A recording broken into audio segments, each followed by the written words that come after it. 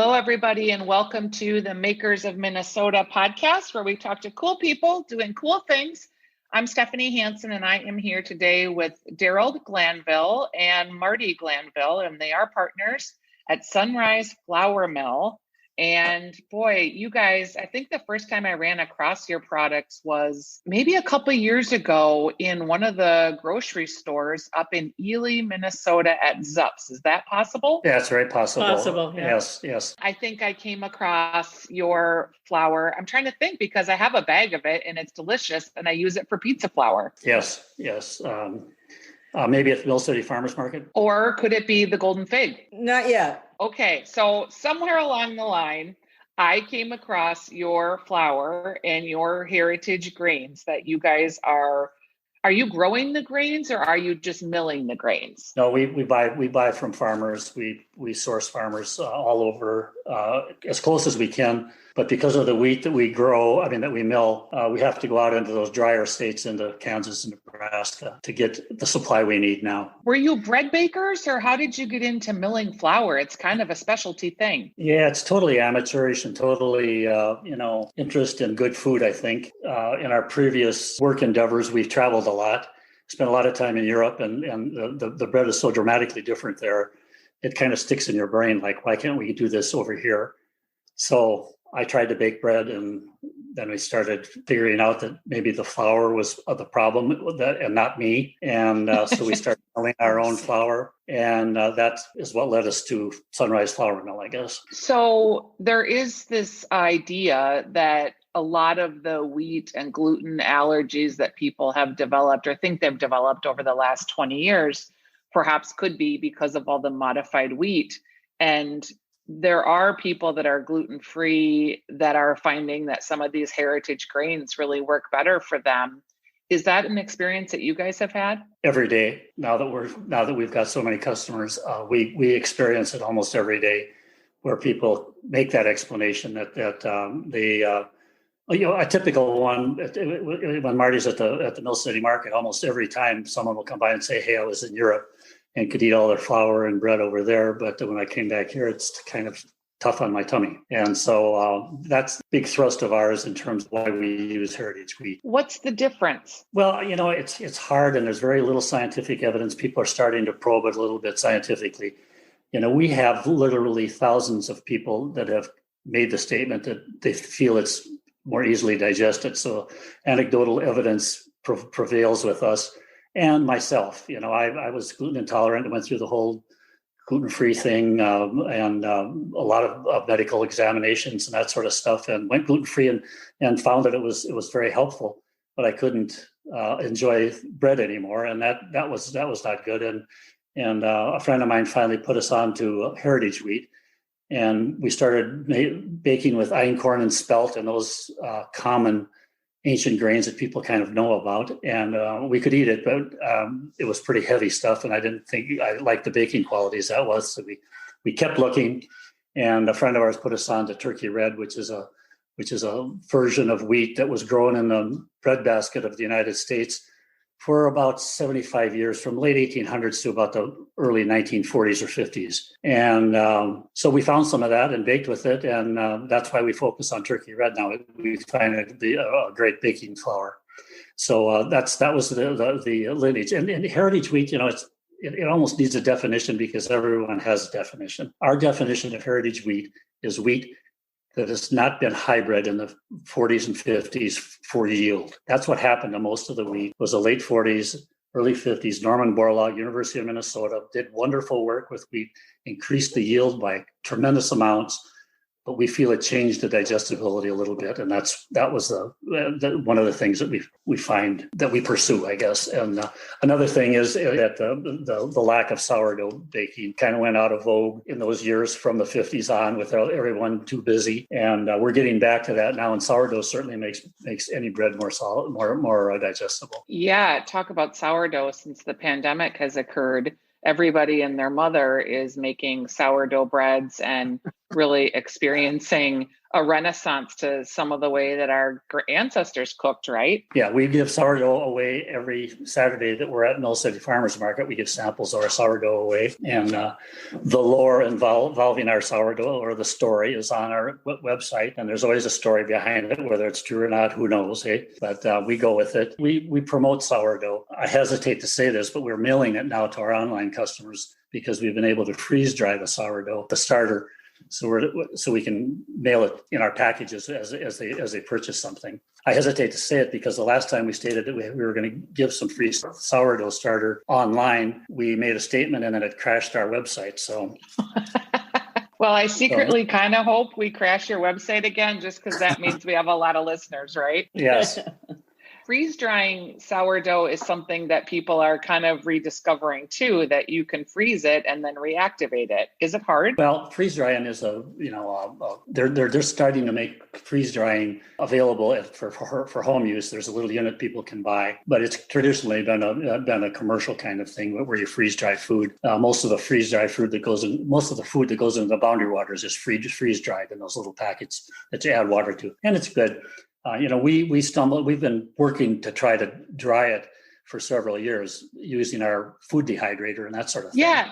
And I saw that online. Works to some extent. Yeah, it works to some extent. But during the stay-at-home time a few months ago, one of our customers was so bored that he bought a freeze-dry unit for his home and had his kids go through this whole learning experience of things they could freeze dry. And he reached out to me and said, hey, let's try and freeze dry some of this sourdough. And so that's how we started. And so this is a finished freeze drying machine, which actually varies the temperature from like 100 degrees to like 40 below difference. And I don't understand it completely, but it virtually takes the water from the solid state right to a vapor without transposing it into a liquid. I think that's freeze drying, if I understand it correctly. But what I do know, it works pretty well with our starter. So we're doing more of that. Have you guys had to expand your online business since the pandemic and selling online? Yeah, a lot. It's been a lot. It's been a big increase in our business, let's just say. Has it been hard to set up, and did you have to learn all new skills or hire someone to do it for you, new expense? Yes, we've hired several full-time employees and maybe 10 or 12 part-time employees since the first of the year. So, a lot of that's, part of that is, there's expertise in several areas, but the IT part of it was certainly something that Marty and I were too old to know this stuff well enough to do things on the internet. And so we've had a great hire with that, and a production manager that's been great, and shipping manager that's been great. So that's kind of the focal point of our little business now. We've been very fortunate to get people to work for us. The pandemic hit at a time when we got high school kids to help us with packaging, and we were fortunate enough to have enough inventory and access to grain to get us through a big bulge in sales. Because it sounds like you guys probably doubled, tripled, quadrupled pretty much overnight. Yep, in a matter of 2 or 3 months. We're hitting, Darrold, my projections that I made for our 2 or 3 year experience that I put together a while back. I think we're into the third year where I thought we would be 3 years from now, to tell you the truth. That's pretty exciting. And you're one of the few people that has maybe a good pandemic story. Yes, unfortunately, it's been terrible for all of us, and heartwarming for us to be able to at least reach out to people and give them a little bit of comfort via the mail and UPS, I guess. And so, we have customers in every state in the union, in the United States now, all 50 states, and Puerto Rico and the Virgin Islands. And we used to have some overseas, but we have not. Shipping is just terrible. But we used to have a few people in Sweden and Denmark and England. But we cover a pretty wide base now. When I think about milling grain, do you literally have a stone in the backyard? I mean, how are you doing this? Well, we have a rather unique mill. Marty and I spent a lot of time researching mills before we finally bought a mill. We spent time in Sweden and Denmark looking at a lot of stone mills. About the time we were doing that, we stumbled across a very unique mill called Unifine Mill. And it's not a stone mill. It's a high-impact mill that grinds flour quite a bit finer than stone milling. And we found that desirable. So we landed one of the 5 unifying mills that were in existence in the United States, and so that's our primary mill. So that's our whole wheat flour, our whole wheat bread flour, and our whole wheat pastry flour are both a unifying mill, and it makes the brand so fine that it makes for lighter baking with whole wheats. It's interesting that you say that, because having used the product, at first it was kind of confusing because it was so fine, and I wasn't sure what the end result was going to be, because it felt like the feel of it was like a white flour almost. And we were using it for pizza dough, actually. And my husband was like, "Are you sure this flour is going to work?" And it did. It worked beautifully. And it was, I think, when you say light, wheat is always known as sort of like being heavier. And it was ethereal. It was light. It was delicious. It was easy. It was great dough to work with. It was super elastic. Really enjoyable product from that standpoint. Yeah. So that's our primary whole wheat mill that we use, and we're still exploring it. One of the items on my list of things I want to explore is rye. is always interesting to people, and as we've grown the business and learned about baking, rye has not been on the front burner for me. So I don't pretend to know a ton about rye, but I'm learning about it, and so if there's anyone out there that's interested in very fine rye, I'd like to talk to them about it, because that would be a product that we could mill through our unifying mill and create a fine rye. And fine means that you're able to add more water to your dough, and that's a desirable baking characteristic. I know that. So that'll be one of our projects this winter, is to grind some rye in our unifying mill. Is the plan to expand through more markets, or to try to do more grocery and front-facing retail? It's a tough question, my friend, because I'm not into seeing how big I can build this little flour mill. I think we're more into seeing how excellent we can make it, and how efficient we can get, and how effectively we can reach the home baker, which is really our focus. So I don't know what an optimum size is. But we're looking at expansion. We're going to have to do some things because we're busting at the seams a little bit. But I'm not going to compete with big flour mills. We will always have unique, high quality products. We've had some people wanting to carry our flour from some small specialty markets around the country. So we're not looking for big grocery store chains or anything like that. We're working with one in California right now that has about 8 stores, I think. We're in most of the co-ops around the 5-state area. So we don't want to grow faster than we're able to keep up with the production. We have 3 pastas right now that we're just introducing, and we're going to do some more shapes in the future. We have some mixes that we're going to launch after the first of the year that Darrold's been working on, scones and bran muffins and biscuits. So that's kind of the direction that we're going in our growth pattern. We like the idea of doing value-added products with our flour, like pasta and like the mixes. So that's the direction we're looking at. Is the pasta going to be dried or fresh? It's dried. We're doing that now with temporary packaging.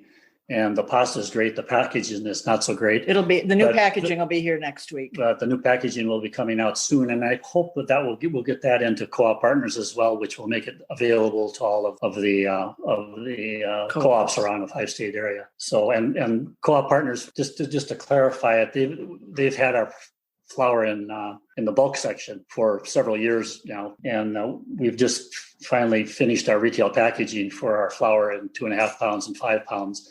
And co-op partners is just starting to put that in. Remind your co-op to have a look at that if you think of it when you're in the co-op, because retail packaging will be available to them in November. That's exciting. And Marty, do you do primarily the sales aspects of this? Actually, my role I used to do all the production. 7-8 months ago, I was doing all the production with a few hours a week help from another person. And now we have an entire production department. So I'm not doing that anymore. I've been focusing on social media and customer service. And that's really gotten a little bit out of hand. So we've just hired somebody to do that. And My goal is to not work every day. Darrold and I are in our second careers. We both had retired about 15 years ago. So we're ready to sort of retire again. But we have great people working for us. Our general manager is phenomenal. He has a background in online sales, so that's been really wonderful for us. And so it's interesting. We get lots of questions from machine bread makers. Can they use our flour in bread machines? And they can, but we don't have any experience with that. So just before this call started, FedEx came and brought me my new bread machine that I just ordered. So I'm going to spend time playing around with that and learn how to bake bread in a bread machine. I love that you talked about retirement and that this is sort of a second act for you. What did you do in your first act, both of you? Well, I was a special ed teacher in Minneapolis for 30 years, and Darrold had a much more varied background. I taught for as long as I could afford it. That was only a few years after college. And I was a business major. And after that, I was a salesman, and I started a little manufacturing rep company, and eventually bought in with partners into a small biotech company in Milwaukee. And so we fermented friendly bacteria. So, and we did that for a few years, and that's what I retired from. Heck, about 20 years ago, at least 20 years ago. And I was happily retired for about 5 or 6 years or 8 years until we started grinding this wheat in our garage. And so be careful what you hook up with here. Because I think that's one of the things that I see a lot is entrepreneurial people that like sales, people that like marketing. They retire, but it doesn't stick for very long. They end up with some hobby that then becomes a business. And it sounds like kind of that's maybe what happened here. Yes. That is, and actually it's interesting because we both liked what we were doing before, but we found that this is our passion. And we probably weren't ready to do it before, but I have several friends who have also found their passions in retirement, which I think is kind of interesting. But it never seems like a chore. It's always fun. It's always interesting. We learn new things. We've been studying wheat for 15 years. We learn new things all the time. We learn a lot from our customers. So people keep trying to tell us that we're the experts, and we're not necessarily the experts. We have a lot of knowledge, but there are a lot of people out there who also have a lot of knowledge, who help us a lot. That's one reason I love still going to Mill City Farmers Market, is because our customers always want to tell us stories. They want to tell us what they've made, and sometimes they even bring us treats, and they tell us, this is what I found that worked in doing this. And so, yeah, it's really great. I have people I consider friends that I've never met. They're online. Before the pandemic hit, all the orders came through me as an email. And so I would have email conversations with some of these people. I miss that, but that's one of the downsides of getting bigger. But I still love doing customer service, and I'll continue to do part of that. I love that. Well, thank you guys so much for sharing your story today. People can order the flour online at sunriseflourmill.com. And then you will be at the Mill City Farmers Market. Are you going to do a winter market this year? I'm too old to stand out in the cold because it's cold.